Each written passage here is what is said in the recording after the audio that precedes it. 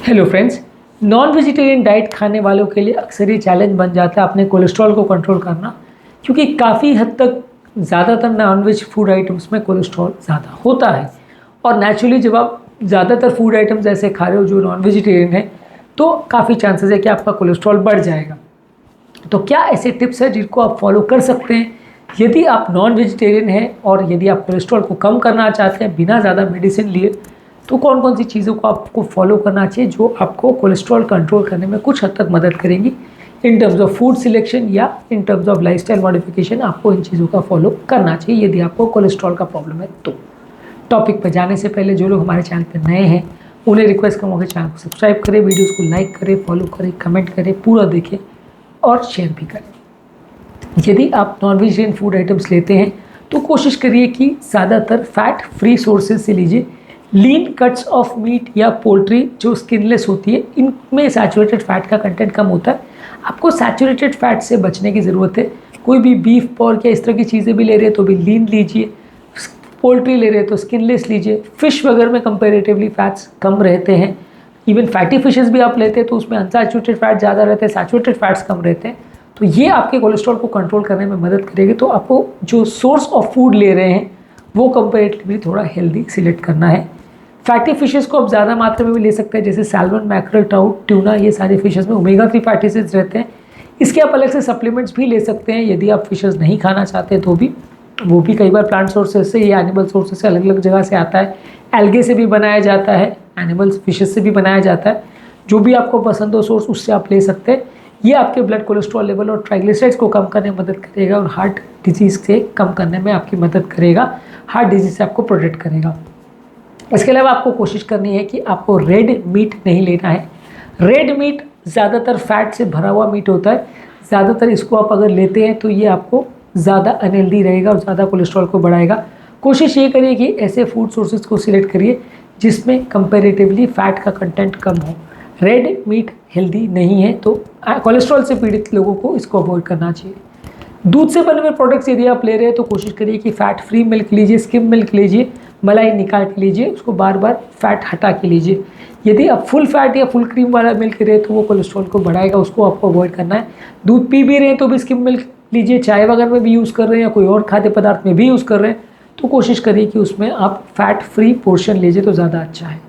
यदि आप अंडे या एग्स ले रहे हैं तो उसमें भी आपको ये कोशिश करनी है कि कंपैरेटिवली उसका येलो पोर्शन को अवॉइड करिए। वाइट पोर्शन आप ज़्यादा भी लेंगे तो कोई नुकसान नहीं, क्योंकि वाइट पोर्शन में लगभग 0 कोलेस्ट्रॉल होता है, येलो पोर्शन में कोलेस्ट्रॉल ज़्यादा होता है।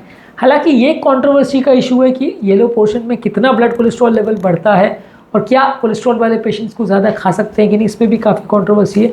ऑलरेडी 2 वीडियोज़ में हमने इसको एड्रेस किया है, लेकिन ज़्यादातर आप ये मान के चल सकते हो कि आप इसको अवॉइड ही करो तो अच्छा है। काफ़ी लोग इसको जो सपोर्ट करते हैं वो ऐसा कहते हैं कि इससे बुरा वाला कोलेस्ट्रॉल इतना नहीं बढ़ता है और ये हेल्थ के लिए उतना ज़्यादा बुरा नहीं है जितने प्रोसेस सोर्सेज हैं, लेकिन फिर भी ये उतना हेल्दी भी नहीं है। तो कोशिश करिए कि जब तक ये डाइटरी गाइडलाइंस पूरी तरह क्लियर ना हो जाए आप इस तरह के खाद्य पदार्थों को अवॉइड करें तो ज़्यादा अच्छा है।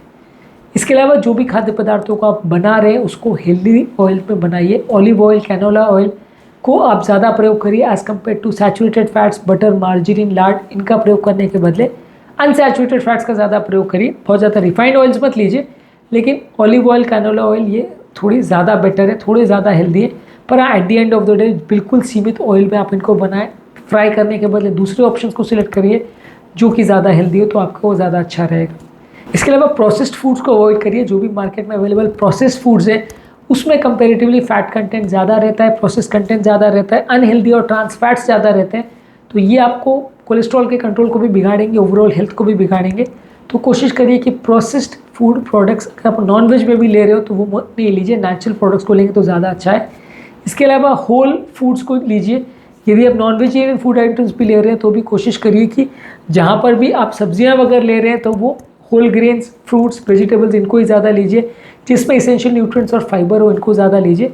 ऑब्वियसली नॉन वेजिटेरियन डाइट वाला का मतलब ये नहीं है कि वो सिर्फ नॉन वेज ही खाता है, वो प्रिडोमिनेंटली नॉन वेज हो सकता है।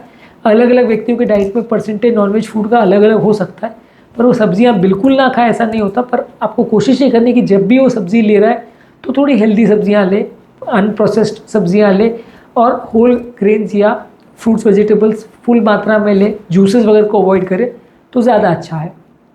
इसके अलावा पोर्शन कंट्रोल करने की भी कोशिश करनी है। किसी भी खाद्य पदार्थ को बहुत ज़्यादा मात्रा में नहीं लेना है।